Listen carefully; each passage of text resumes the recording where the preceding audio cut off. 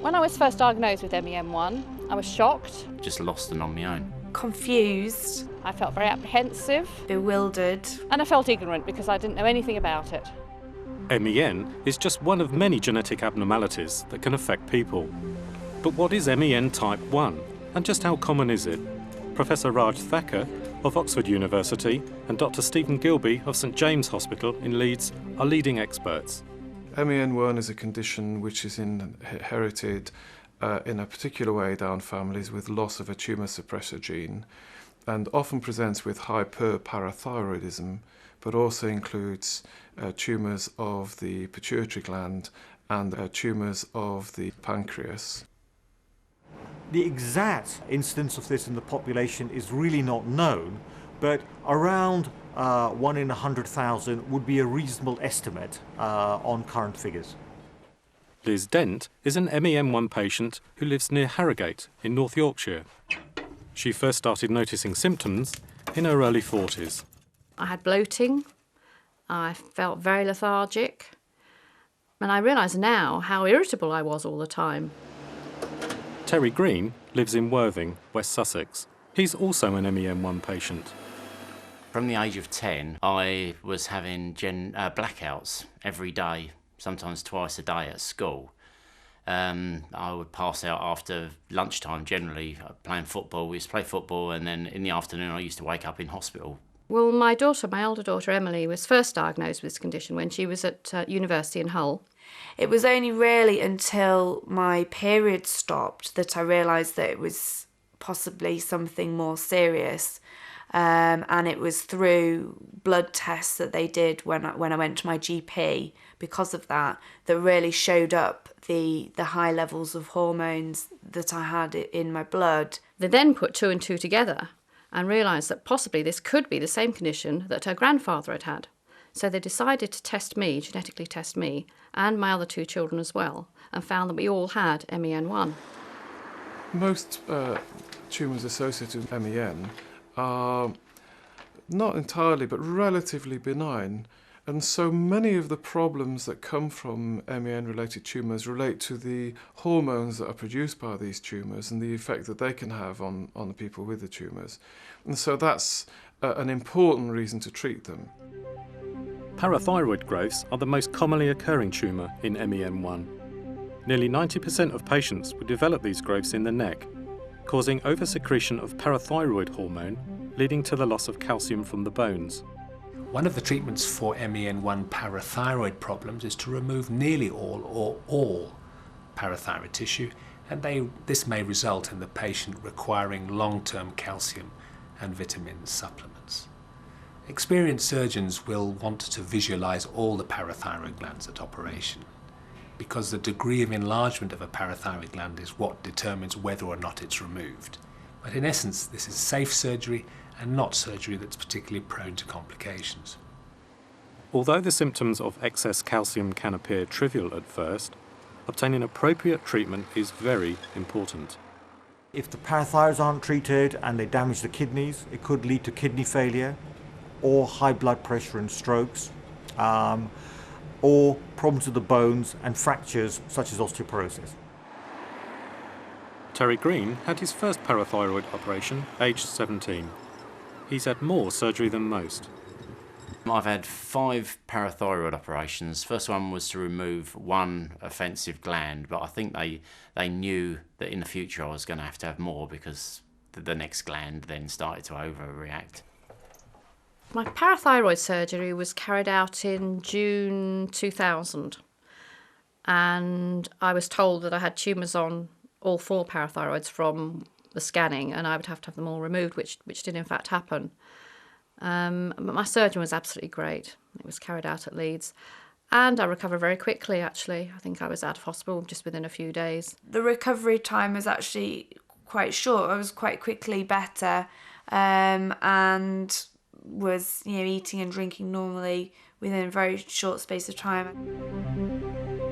Another area of the endocrine system affected by this illness is the pancreas. Around 75% of MEN1 patients will go on to develop growths. Most will cause abnormal hormone production affecting the digestive system or the blood sugar balance. If left untreated, some of these growths may become malignant. Treatments for pancreatic tumours can differ depending on the severity and on the location of the growths. Sometimes only drugs are necessary, but at other times surgery is required. Occasionally, we do need to go and take the tumour out. The treatment depends on the circumstances. Now, this is very major surgery for most patients and involves either removal of some of the pancreas or the greater part or all of the pancreas. In some centres, only part of the pancreas will be removed and the likelihood of diabetes is very low. The risk is, though, that the rest of the pancreas may be prone to developing further tumours for which they've had their surgery so far. Liz had pancreatic surgery in August 2000. First of all, they thought I'd only have to have 80% of my pancreas removed because they'd identified I had 4 tumours. But when the surgeon operated on me, I actually found that the tumours were spread throughout the pancreas. So the whole of the pancreas had to be removed. Before the operation, I'd had an endoscopic ultrasound which revealed 4 tumours. And unfortunately, they were found to be in different parts of the pancreas. 1 in the head, 1 in the tail, and 2 somewhere in the middle. Although Liz and Emily are diabetics, this outcome isn't always the case. One of the problems for us as surgeons in dealing with MEN1 patients is that we're not sure at this point in time what the best intervention is. The payoff that's best for the patient, that is the removal of a small piece of pancreas and the removal of a tumour, may mean that in future years they're exposed to the development of more tumours and the risk from that. On the other hand, with small resections of the pancreas, they're avoiding some of the complications of having the greater part of the pancreas removed, like diabetes. But keyhole surgery can certainly be used for removing pancreatic tissue, but generally speaking it's best used when the surgeon and the doctors caring for the patient are sure before the operation what exactly is going on. If the surgeon is unsure as to the extent of the changes in the pancreas, then the more traditional approach to the pancreas is required, which needs a bigger cut. In those instances when the whole of the pancreas needs to be taken out, then clearly we need to replace hormones. And one of the big consequences is diabetes. So the patient will have to go onto insulin because there'll be no more insulin made by the pancreas. The other thing that the pancreas does is it makes a lot of other enzymes that help us digest our food. I've had 3 pancreas operations. I have to take insulin injections, I have to take tablets when I eat. That does affect my daily life in some way because I do have to make sure that I eat properly and that I do take my injections when I need to. But they've actually become part of everyday life. And I find that has actually just become normal for me. And actually a lot of my friends now are in the position to help me with that. And I quite often over a meal will say to them, right, how much carbohydrate is this? Tell me how much it is. How much insulin should I be taking? Whilst Terry and Emily use traditional injections, Liz has a more novel but increasingly popular way of managing her insulin levels. I was suddenly a diabetic. My management wasn't brilliant. Everybody had mentioned that I'd be better off with an insulin pump, and I'd never heard of one of these before. My insulin pump is just a small unit looking very much like a mobile phone, actually. It's just fitted to my belt. It's very comfortable. I never know that it's in there all the time because you initially put the needle in to your stomach, you pull the needle out, and a little plastic catheter is left inside, so you never feel it at all. But as a diabetic, it's necessary to keep your blood sugar levels in balance. You work out a balance by taking your blood sugar levels. It's just a push-button device, looks a bit like a calculator. You slip a sugar-sensitive stick into it. It tells you when it needs the blood. You prick your finger, put the blood on the monitor strip, and after about 30 seconds, it tells you what your blood sugar is. The blood monitor is so simple, I can't even describe what I do. It's just automatic. The third area that MEN1 can affect is the pituitary gland, located at the base of the brain, just behind the nose. about 30% of patients will develop a pituitary growth which will need some form of treatment.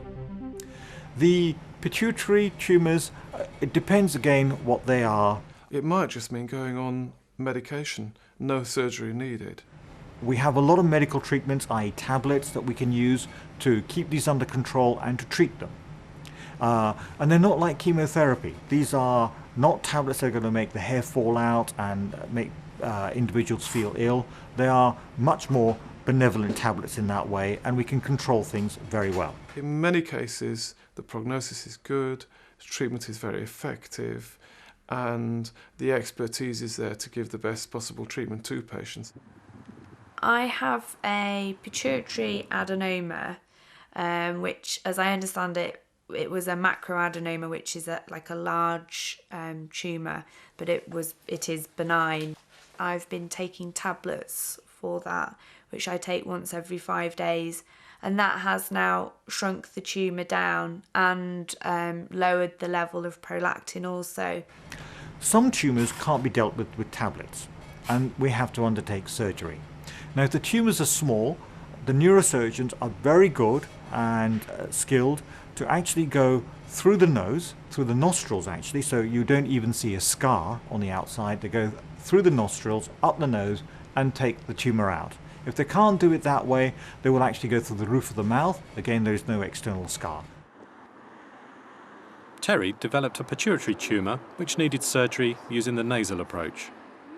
I went away from the doctors thinking I've got a brain tumour, I'm going to die, and my family, I'm sure, were thinking the same. It turned out that within weeks they'd removed this tumour from my pituitary gland, and it was a case of going to sleep.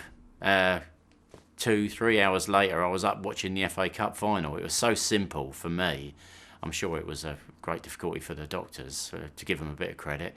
But yeah, it was all over, and I couldn't believe how simple it was in the end.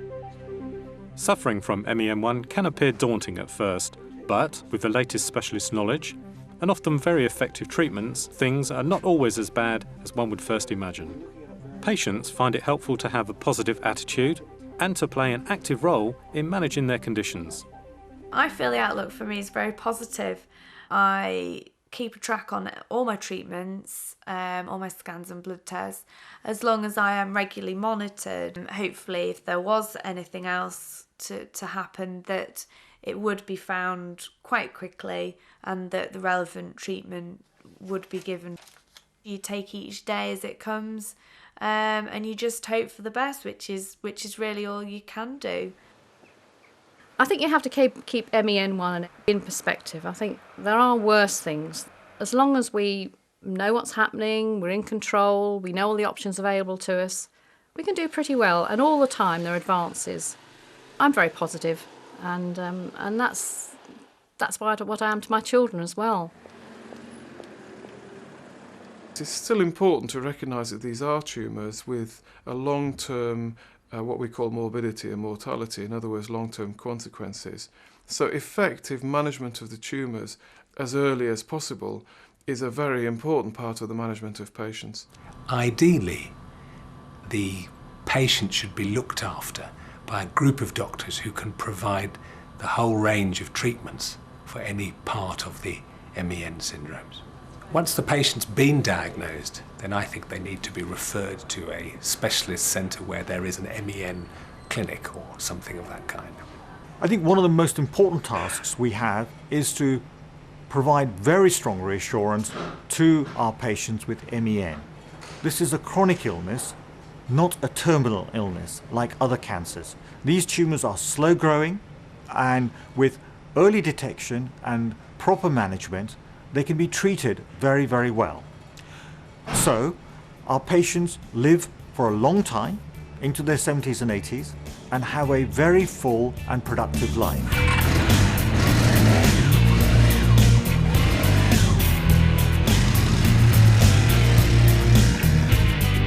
It's fair to say I'm a born-again biker.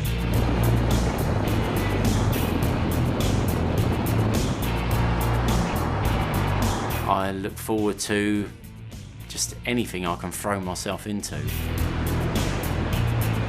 I appreciate life a lot more these days. the more I can do, the more I enjoy it. Leaping out of planes is one of my favourite pastimes.